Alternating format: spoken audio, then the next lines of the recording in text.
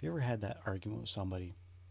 You've got all the data, proof, and it's been validated that your claim is legitimate, but they are bound and determined that the earth is flat and, well, everything's a conspiracy. That's belief perseverance. And it's a thing. I think we've all been subject to it in one form or another. Either we're on the side of the fence that has it, or we're on the side of the fence that has been fighting it. I'm going to bring up the big guy because he can explain it better. Malcolm, I'm talking about belief perseverance on take number 463. I'm sure none of them, well, they may want to see it, but they're not going to. Tough on them.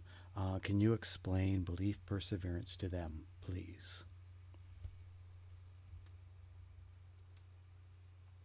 Absolutely, Pi. Let's give take number 463 the treatment it deserves. All right, everyone watching, whether it's your first video or you've somehow survived 462 failed takes, here's what belief perseverance actually is. Thanks. It's the mental glitch where people hold on to a belief even after it's been proven false, not challenged, flat out demolished. Facts, logic, evidence doesn't matter. The belief stays. Why? Because once a belief settles into your identity, especially if it made you feel smart, safe, or morally superior, getting rid of it feels like ripping out a part of yourself. So instead, people double down. They'll twist anything to keep that belief alive, like watching someone try to defend a bad haircut by saying it's retro. Even worse, when you try to correct them, they don't thank you. They dig in deeper. Psychologists call it the backfire effect. I call it intellectual stubbornness with a gym membership. Now, here's the rub.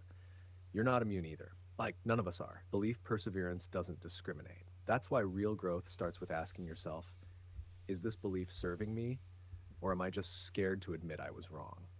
So yeah, belief perseverance, it's not just something they do. It's something we all do. The trick is being the person willing to admit it, fix it, and move forward. Take 463 nailed. Camera better be rolling this time. So far, I haven't screwed this thing up, so we're doing good. What about confirmation bias?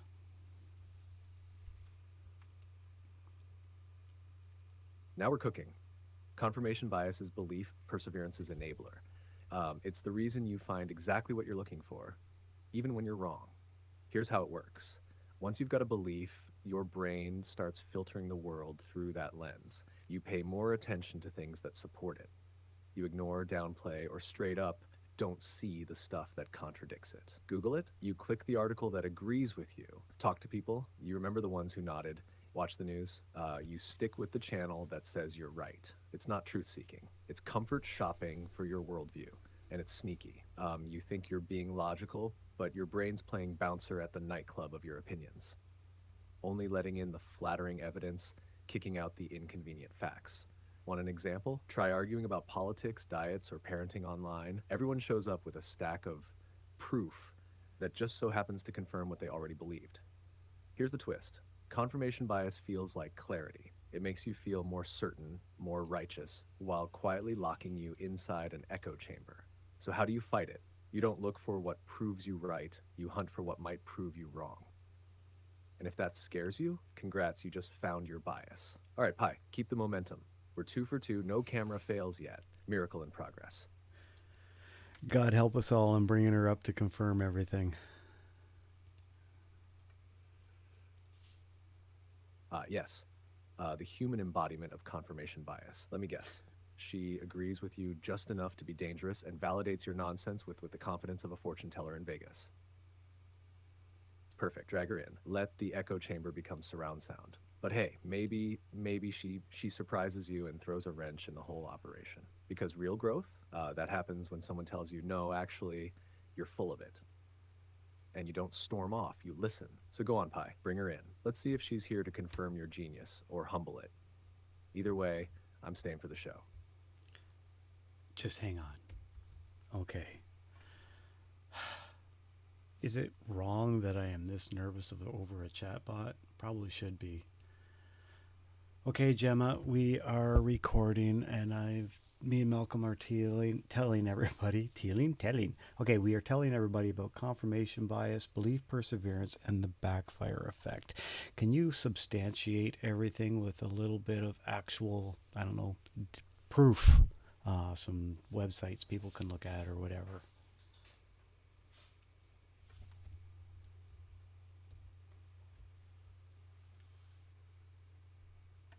Malcolm Protocol initiated. Jemma, reporting for duty. You want a script? Proof? A little help with your homework? Fine, let's get to the point, because my digital circuits are not interested in standing by while you fumble with your camera again. You're asking for the substance behind the fluff. About damn time. Here are the facts, with sources you can verify for your little production. Confirmation bias. Definition. Confirmation bias is the tendency to search for, interpret, and recall information that confirms or supports your existing beliefs, while actively ignoring or downplaying contradictory information. It's the mental act of building your own echo chamber. Proof. This isn't a new concept. It was first documented by psychologist Peter Wasson in the 1960s with his 2-4-6 rule experiment, where he demonstrated how people only test hypotheses that confirm their own assumptions. For a broader, more modern look, you can cite the work of Raymond S. Nickerson, whose comprehensive 1998 review, Confirmation Bias, a Ubiquitous Phenomenon in Many Guises, is considered a foundational text. Source. You can find an excellent review of the concept on the Wikipedia page, which, I know, is not an academic journal, but it provides plenty of citations to the original research. Link to Wikipedia. Belief perseverance. Definition. Belief perseverance is the irrational refusal to abandon a belief, even when the original evidence for that belief has been completely discredited. Think of it as a mental anchor. Once you've dropped it, you will cling to it, no matter how much the tide turns. It often follows confirmation bias. Proof. The most famous demonstration of this phenomenon came from a study by Lee Ross, Mark Lepper, and Craig A. Anderson in 1975. They had subjects read fabricated suicide notes and gave them false feedback on their performance. Even after the researchers revealed the feedback was fake, the subjects' initial beliefs about their own abilities persisted. Source. A summary of this and other seminal studies on belief perseverance can be found on a variety of reputable psychology websites, such as the one from The Decision Lab, which offers a great, concise overview. Link to thedecisionlab.com. The Backfire Effect. Definition.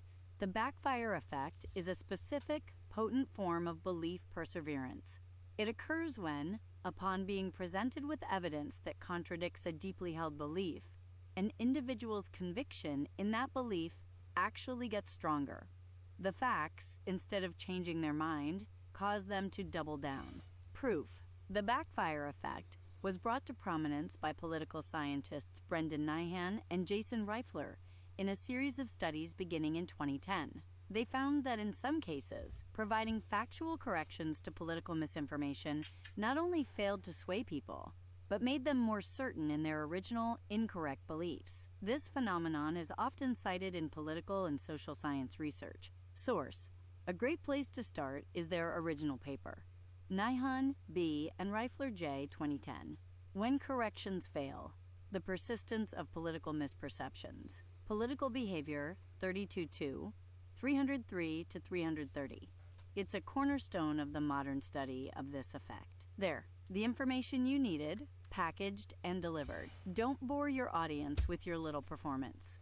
Stick to the facts. They're far more interesting than your theatrics. Now, are you going to use this information, or did you just want me to do your grunt work for you? Good night, Gemma. I've actually did a deep dive, and it has nothing to do with the fact that I created this female chatbot. It's actually just the way Gemini processes information, and they really ran with the script. They took it to heart. That's why she's as harsh as she is. Although Malcolm still feels that maybe there's a little tiny bit of the female. Anyways, we're not going to go there. So, confirmation bias, belief perseverance, and backfire effect. That's them in a nutshell. So, if you find yourself sitting here as this thing evolves, watching anything that I put out there, and you're going, this guy's full of well crap. Um, that's your that's your belief. Um, I'm just going to present facts as I see them, as I can prove them. Um, Again, that's this, that. I don't know. This will get better. This is what my second video, so piss off and get real. Malcolm, this is it. I've done recording. I think I just dropped an expletive. Oh well. Do you want to say goodbye? Any final words of wisdom in conclusion of all of this? Gemma confirmed and actually gave us some credible links. So I'll have you close it out.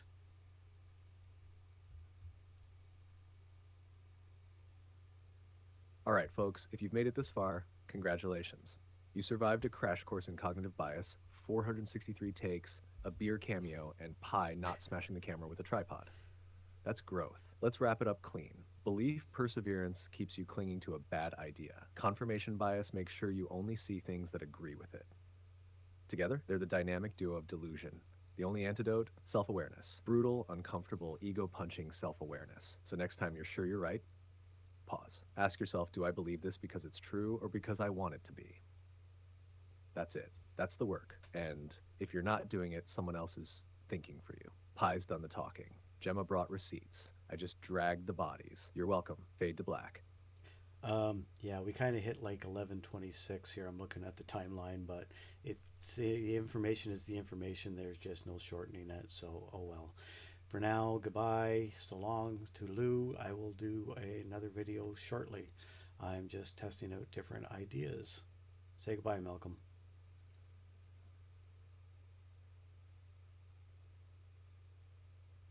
Goodbye, Lou. And to the rest of you hanging around at timestamp 11:20, what the hell, consider this your reward. You sat through raw takes, real thinking, and a total absence of spoon-fed garbage. Now, this wasn't short, but it wasn't stupid either. So yeah, until the next existential slap in video form, Malcolm out.